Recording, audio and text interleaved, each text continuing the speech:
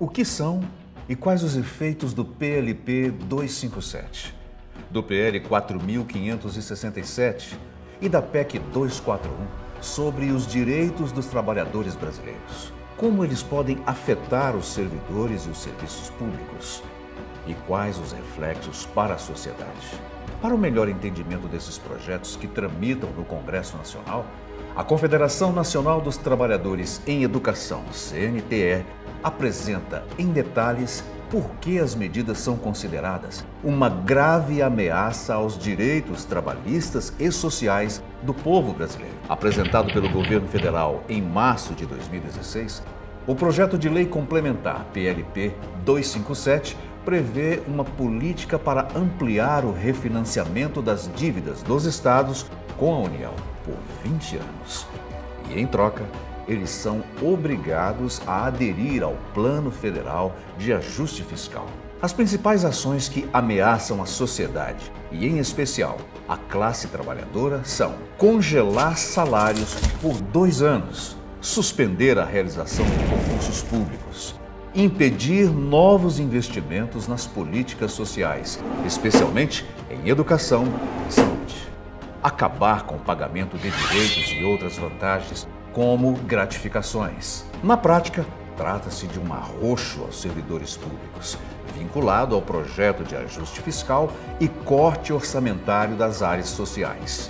O projeto de lei PL 4.567 de 2016 tem origem numa proposta aprovada em fevereiro deste ano no Senado, o PLS 131 de 2015, do então senador José Serra, do PSDB de São Paulo, que atualmente é ministro de Relações Exteriores. O PL altera as regras para a exploração de petróleo e gás natural do pré-sal, extinguindo a atuação obrigatória da Petrobras em todos os consórcios formados para a produção nessas áreas. No atual regime de partilha, a Petrobras é responsável por pelo menos 30% da operação de cada bloco contratado para exploração e produção de petróleo e gás. O sistema garante recursos para a educação, a saúde e o desenvolvimento científico e tecnológico do país. Se o projeto for aprovado, qualquer campo do pré-sal poderá ser explorado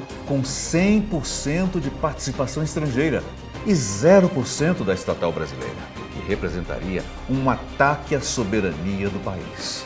Com o sistema de concessão, como prevê o projeto, ganham os estrangeiros, que levam o petróleo praticamente de graça e não geram empregos no Brasil.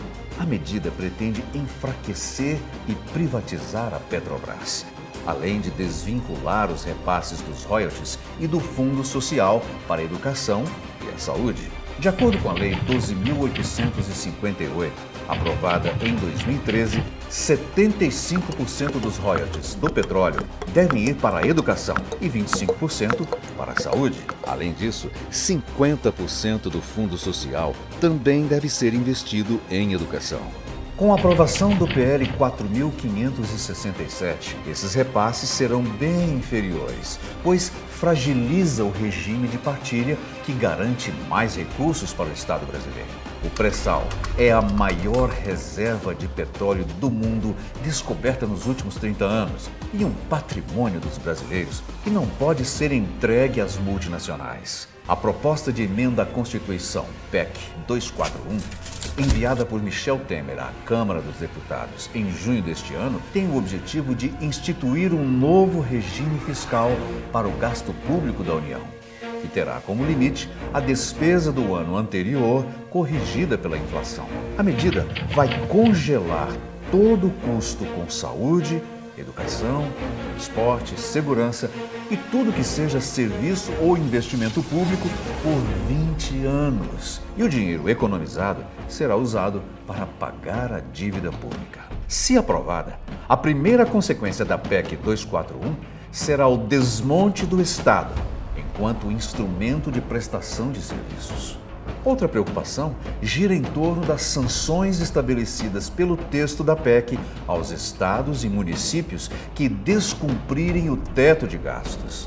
Entre elas estão a proibição de criação de cargos, da concessão de reajustes de salários dos servidores públicos e o impedimento de realização de concursos públicos. Além disso, tendo como limite a inflação, será impossível cumprir o compromisso do Plano Nacional de Educação, PNE, de aplicar 10% do PIB nos programas educacionais até 2024. Segundo dados do Instituto Nacional de Estudos e Pesquisas Educacionais, Anísio Teixeira, INEP, de 2013, a porcentagem do investimento público direto em educação em relação ao PIB do país foi de 6,2%.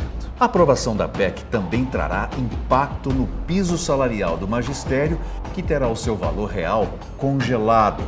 Ou seja, não haverá nenhum aumento acima do teto da inflação. Como exemplo da aplicação da PEC 241, podemos citar a despesa do governo com o pessoal em 2004, que foi de 89 bilhões. Se esse valor fosse reajustado apenas pelo IPCA nos últimos 12 anos, como prevê o projeto, em 2015 o gasto seria de apenas 162 bilhões contra os 235 bilhões que foram efetivamente gastos. Outro exemplo notório refere-se ao orçamento do MEC. Entre 2007 e 2014, o orçamento do Ministério somou 666 bilhões de reais. Caso fosse aplicada a fórmula da PEC 241, o mesmo orçamento seria de apenas 341 bilhões. Ou seja, o MEC teria tido uma receita de 324 bilhões a menos